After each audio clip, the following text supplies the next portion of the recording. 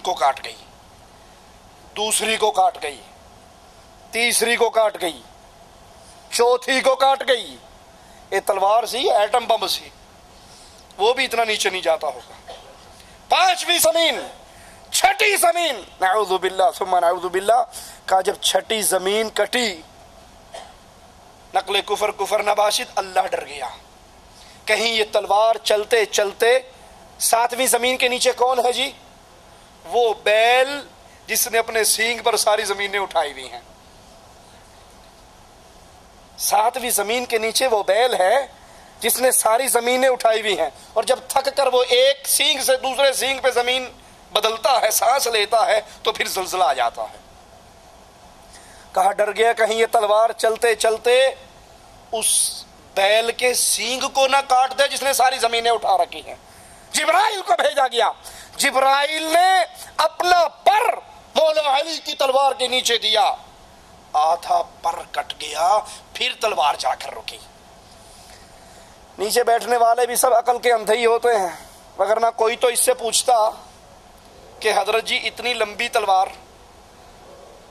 لمبی تلوار جو 6 زمینیں کاٹ کر جبرائیل کا پر کاٹ کر پھر رکی، اتنی وڈی تیری خالہ دے کوٹھے چ رکھی سی، یہ رکھی کتنے سی؟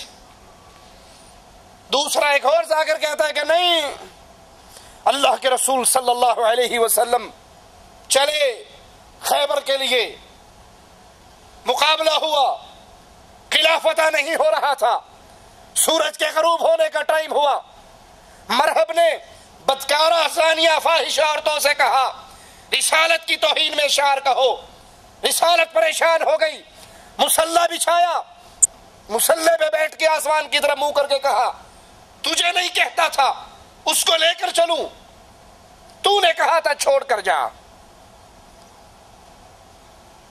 میں نے کہا تھا علی کو ساتھ لے کے جاؤں، اللہ تو نے کہا تھا چھوڑ کر جا، میں نے تو کہا تھا لے کر جاؤں، تو نے کہا تھا چھوڑ کر جا، اب اس کو چھوڑ آیا ہوں، ان کو چھیڑ بیٹھا ہوں۔ علی سمجھ میں نہیں آتا۔ 39 دن خیبر میں محمد رہتا ہے، سارے شجاعان عرب، صحابی تابعی اکٹھے، خیبر فتح نہیں ہوتا۔ 39ویں دن کی شام کے تھکے ہوئے سورج کے غروب ہونے کے وقت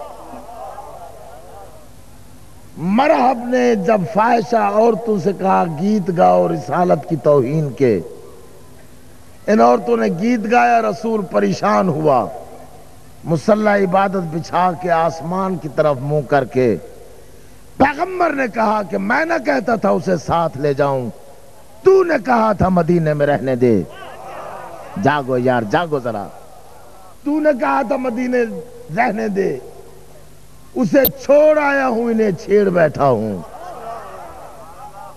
اب یہ گیت تو بھی سن رہا ہے، میں بھی سن رہا ہوں، کسی کی سمجھ میں آیا تو بتا دینا، مجھے بتا دینا۔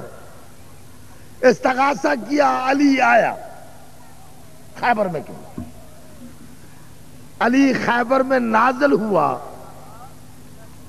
قرآن کی آیت کی طرح، علی بغیر جبریل کے نازل ہوا۔ تھک گئے ہو؟ پیغمبر کہتے ہیں یا علی بسم اللہ، گھوڑے سے اتر، میرے خیمے میں چل، کچھ اپنی سنا کچھ میری سن۔ اتنا کہنا تھا کہ علی خیبر کے میدان میں آیت کی طرح نازل ہوئے، آیت کی طرح گھوڑے پہ علی نازل ہوئے۔ اللہ کے نبی نے کہا مولا علی نیچے اترو، خیمے میں چلو، کچھ اپنی سناؤ کچھ میری سنو۔ لا حول ولا قوت الا باللہ۔ کہا اس علی کی طاقت کا کیا کہنا، اس کی قوت کا کیا کہنا، یہ علی اتنی طاقتوں والے ہیں۔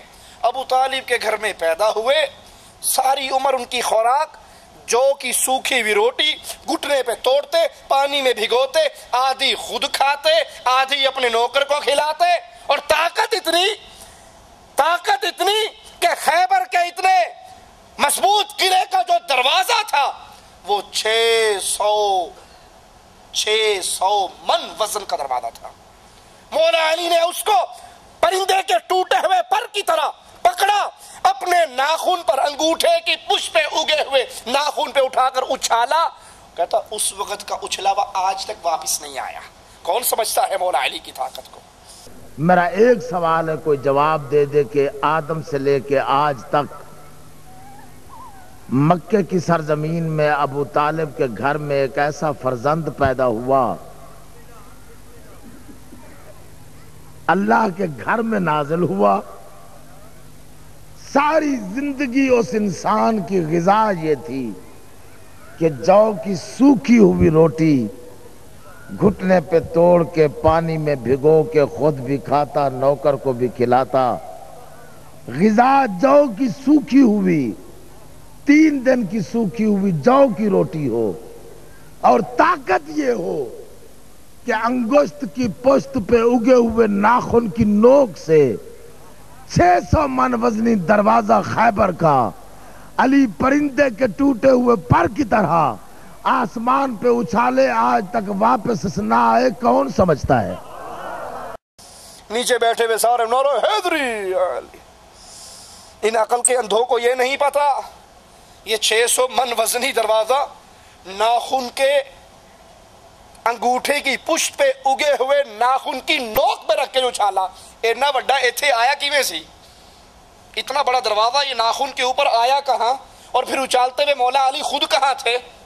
لا حول ولا قوت الا باللہ۔ یہ سب من گھڑت قصے، یہ سب ذاکروں کا جھوٹ، جن کے پاس دلیل نہیں ہوا کرتی۔ ان کے پاس ایک ہی دلیل ہوتی ہے، پوچھو یہ جو حضرت بول رہے ہو کہاں سے؟ کہتا آواز پہ ہی آندی ہے۔ ہمارے پاس ایک ہی بات ہے، آواز پہ ہی آندی ہے، کتھوں ایک کوئی پتہ نہیں، جو چاہے جھوٹ بناؤ اور بیان کر دو۔ تو یہ قصے جھوٹ کا پلندہ ہے۔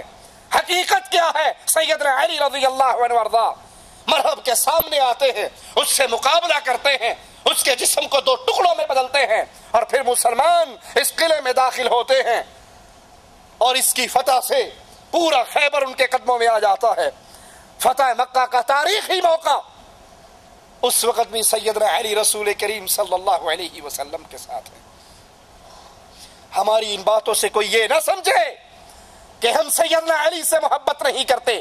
اللہ کی قسم، علی سے محبت ہمارے ایمان کا جزو ہے۔ میرے آقا نے کہا تھا علی تم سے مومن محبت کریں گے، تم سے منافق بغض کریں گے۔ محبت علی ہمارے سینوں میں دفن ہے، لیکن ہم علی کو علی مانتے ہیں، علی کو الہ نہیں مانتے۔ اور اگر کوئی ہماری بات پہ اعتراض کرے تو سمجھانے کے لیے وہی کہیں گے کہ عیسائی اعتراض کرتے ہیں مسلمان عیسیٰ کو نہیں مانتے۔ مسلمانوں تم نہیں مانتے عیسیٰ کو؟ مانتے ہو، عیسائی کیوں کہتے ہیں تم نہیں مانتے؟ ہر مسلمان جواب میں کہا گا ہم عیسیٰ کو ویسے نہیں مانتے جیسے وہ مانتے ہیں، ہم عیسیٰ کو اللہ کا بندہ مانتے ہیں بیٹا، ہم علی کو اللہ کا شیر مانتے ہیں، محمد کا صحابی مانتے ہیں، چوتھا خلیفہ مانتے ہیں، فاطمہ کا شوہر مانتے ہیں، حسن حسین کا بابا مانتے ہیں، اس کو اللہ ماننے کے لیے تیار نہیں ہے۔ علی علی ہے، ساری طاقتوں کے باوجود وہ اللہ کا بندہ ہے، وہ اللہ کا محتاج ہے، وہ اللہ کا منگتا ہے، وہ اللہ کا سوالی ہے۔ اس کی آنکھیں خراب ہوتی تھی، ان پر مصیبتیں آتی تھی، وہ مشکل کشا نہیں ہے، مشکل کشا صرف اللہ ہے۔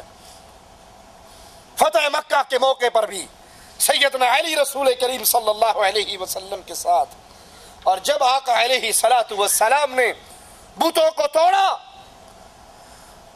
سیدنا علی بھی آپ کے ساتھ ہیں بتوں کو توڑنے کے لیے۔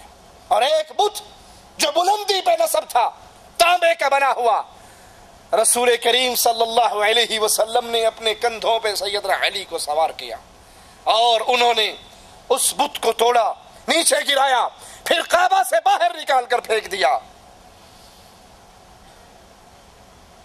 علی سے محبت کے دعوے کرنے والوں، علی کا نام بھی لیتے ہو، محبت کا دعویٰ بھی کرتے ہو، اور پختہ قبریں بنا کر اس پہ سجدے بھی کرتے ہو۔